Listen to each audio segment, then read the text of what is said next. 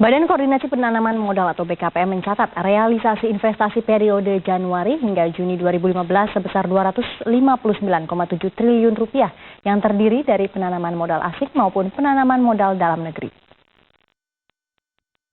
Badan Koordinasi Penanaman Modal atau BKPM merilis jumlah realisasi investasi yang masuk ke Indonesia sepanjang Januari hingga Juni 2015 meningkat 16,6% dibandingkan periode yang sama tahun lalu. Pada semester 1 2015, realisasi investasi mencapai Rp259,7 triliun dengan penanaman modal asing sebesar Rp174,2 triliun dan penanaman modal dalam negeri sebesar Rp85,5 triliun. Melihat realisasi investasi di semester 1, Kepala BKPM Franky Sibarani optimis bisa meraup investasi hingga Rp530 triliun hingga akhir tahun.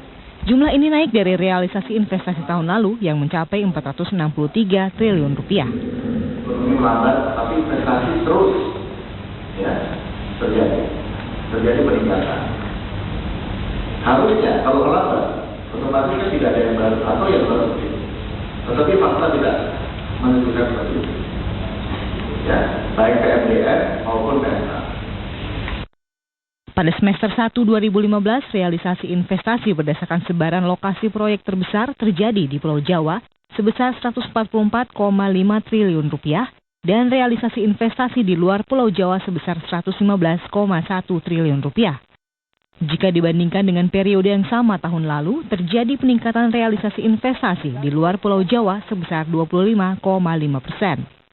Pengamat ekonomi Afiliani pun mengatakan pencapaian realisasi investasi ini dapat mendorong pertumbuhan ekonomi Indonesia. Ya, mestinya kalau realisasinya itu bisa terimplementasi di lapangan, pasti mendorong pertumbuhan ekonomi. Karena pertumbuhan ekonomi itu kan yang pertama dari konsumsi, yang kedua dari investasi. Jadi kalau investasi lebih bisa dipercepat realisasinya, menurut saya itu akan memacu pertumbuhan yang tinggi. Karena kan pemerintahan ini kan ingin pertumbuhan itu 6-7% ya kan. Nah 6-7% itu investasinya harus jauh lebih tinggi daripada sekarang. Kedepan BKPM akan terus mengawal dan memfasilitasi investasi pada semester kedua tahun 2015 agar target investasi sebesar Rp530 triliun dapat tercapai.